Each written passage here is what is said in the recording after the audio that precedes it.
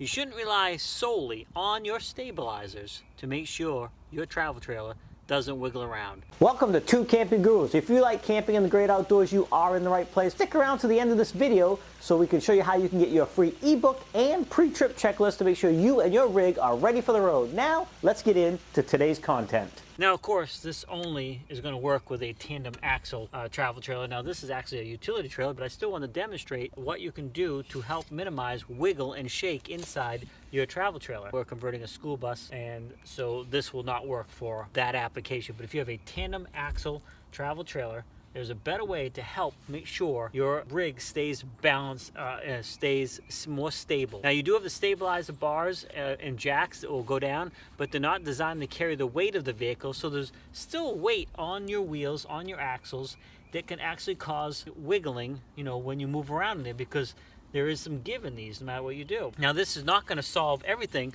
but this is one way, one tool you can use that's going to help stabilize your travel trailer. Now, you can buy wheel jacks that go in between here and squeeze the wheel. I've never used them, so I'm not going to say nothing bad about them. I'm guessing they work fantastic to help eliminate wiggle in your axles.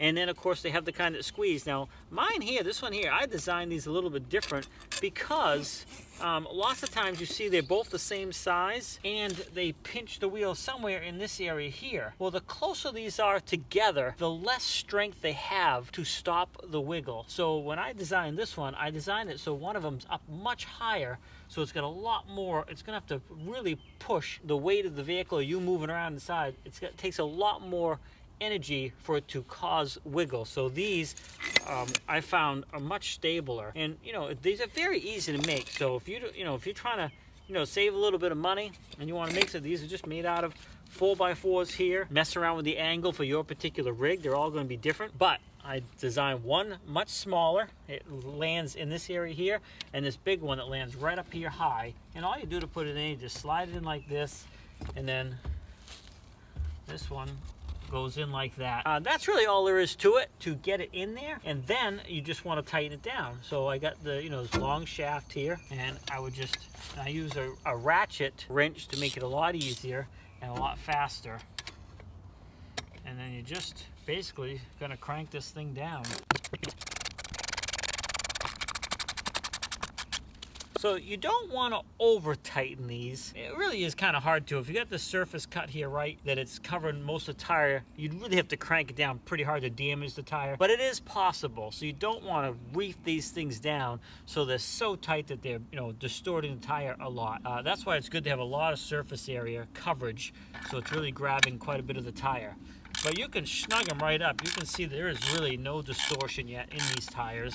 And now, in order for this to wiggle, it has to push on this area here versus down here. If they're both right in this area, it's much easier for the tire to wiggle. So I found this to work a little more effective. I'm sure, I know there's other videos that people have made some of these and they've done different things with them, and everybody's they have their own results, and I'm sure there's always more than one way to skin a cat. But for my application, from what I've experienced, having a longer one like this, you could even arguably you could have two longer ones, but then it's harder to reach the nut down here if you need to tighten it up, because you're getting down a lot further.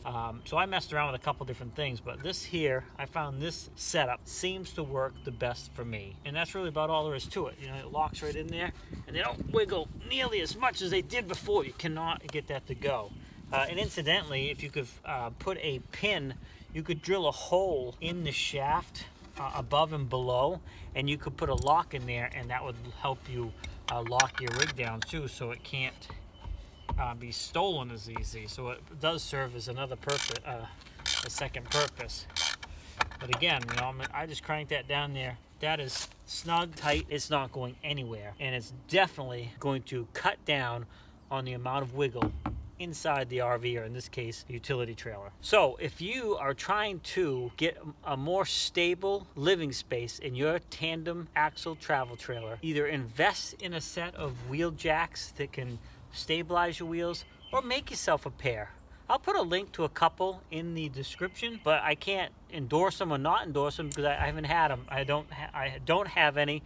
I've never used them, and I don't want to be dishonest about it.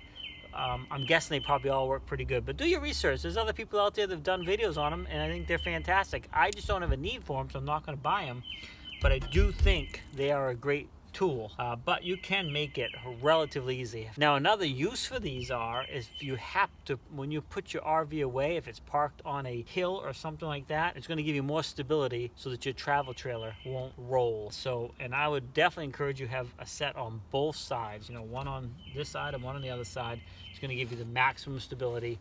And now you can see I was able to wiggle it. So it's definitely going to make it more stable inside the travel trailer. Let me take this back off and show you a little more of it up close. When you take it off, you're going to find that it's kind of bites into the tire, which is good. So I've got the nut loose up here, but these are still locked in. So you just want to loosen that nut up quite a ways. It just goes to show how much it locks in there. So then you just take that, and then you can the bottom will pop right out. So you can see quite a bit difference in size. I got a nut on the bottom, washer, nut on the top, and that's really all there is to it. Now, your tandem axle may be different spacing, different size tires, so these would have to be a different size for your particular situation possibly. Whereas if you buy the wheel jacks, you know, they're pretty universal, so they can spread out quite a ways for different wheel distances and stuff like that. So there is something to be said for the ones that you can buy. They're more universal, but you know, they cost money too. So you can make a pair of these for almost next to nothing. So I hope you liked this video. Hopefully you found this helpful. Thanks for sticking around to the end. And don't forget to swing over to the website, 2campinggurus.com, and also click on the link to the pre-trip checklist to make sure you get your free ebook and checklist to make sure you and your rig are ready to hit the road and you have a great camping experience. Thanks again, happy camping, and we'll see you in the next video.